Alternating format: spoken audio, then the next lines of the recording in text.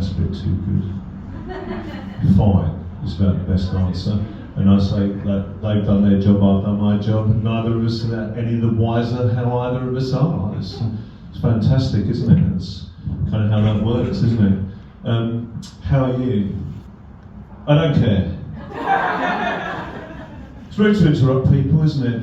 I notice it's rude to interrupt people, but have you noticed that when you go on the Google, there, you look things up on the Google, or you use someone who uses Microsoft Edge or something like that, it's like, oh, no, Google for me, I'm still on the Yahoo.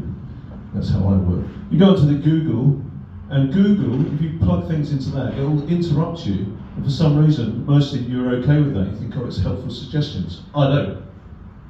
I plugged this into Google, I said, how do I? And immediately Google interrupted me, which irritated me, and said, live, breathe, smile. And no, Google, I didn't ask that. Stop interrupting. I carried on and said, how do I get? And immediately Google came up with some more answers.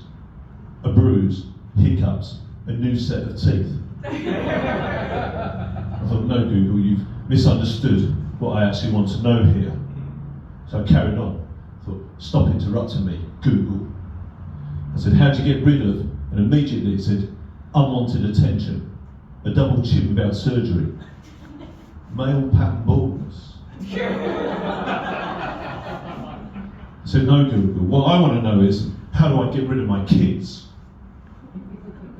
Google had 8 pieces of advice. Couldn't believe it.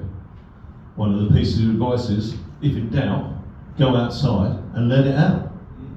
I did. I shouted really loudly. Got asked to leave the library. Another one was accept your limitations. I accepted them when I had kids. So set boundaries. I did, but they climbed over them. And said, let go of some control. What, you think I had control? Unbelievable. And then it said, switch off parenting advice. There's parenting advice.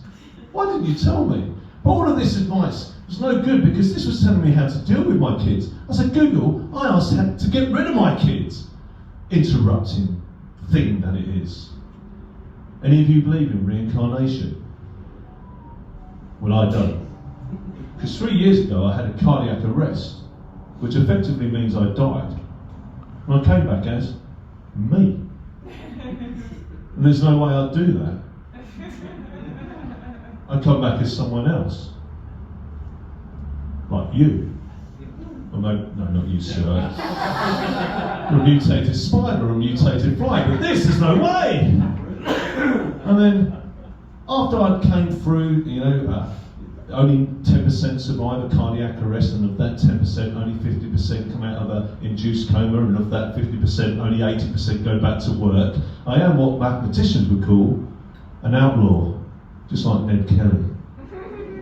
He's an outlaw too. Right? But people would come up to me and they'd go, I'm glad you didn't die. And I think, you're glad? Imagine how inconvenient it would be for my family.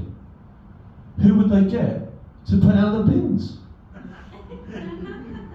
And we noticed that with the language, we're trying to go, oh, here's latent, and you're thinking already, well, I've seen no talent on display, let alone hidden talent.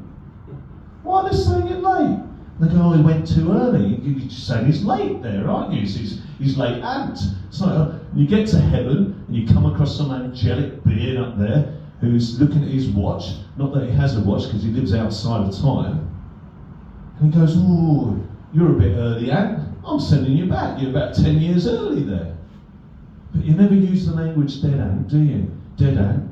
Because if you said dead ant, we all know that it'd be like a song from the 1970s in a Pink Panther film. So we like to soften the language, a bit like putting a cushion in front of a shotgun. Softens it a little bit, doesn't it? You notice that? So it just softens the whole thing, doesn't it? It's, oh, here's late ant. I wasn't late to anything, it's insulting. You're not going to be late for supper, are you? You're not going to be late to your own funeral. If anything, you've been early to your funeral, haven't you? And you're all thinking, oh, he's doing that thing. He's doing that thing where he starts unpacking the words. It's clever wordplay. And now he's acknowledged that he's doing that thing, and that we know that he's doing that thing. And now he knows that we know that he knows that we're doing that thing, where he unpacks the language about lateness and latent and late ant and not dead ant, because that would be complicated, and how we use language. And just while you're doing that, Dev just sneaks in quietly and uninvited into the room, ready to take someone, looking at his watch, irritated because he's been sat outside like one of those Uber drivers who double parks. Why do they double park? Why do Uber drivers think it's okay to double park? They do though. The Dev just sneaks in there, doesn't he? And then you go to a funeral. You go to a funeral, don't you? And you're there, and people go to the funeral and goes, oh, this is for Anne. How sick is that? They call it awake. And yet I'm positively not awake. If anything, I'm very much asleep, permanently. And they start doing a eulogy about you. They start doing a eulogy. They go, oh, he was a nice fellow, bit quirky. He was a really nice fellow. And they start saying lovely things about you. But before you know where you are, they start saying sort of roast. It becomes a minor roast, doesn't it? It's like a soft roast. And they go, oh, do you remember that guy, Ed? Do you remember that time he reversed into a lamppost and started having a go at Google Maps? Do you remember that? And before you know where you are, it's like you're at a bad open mic set.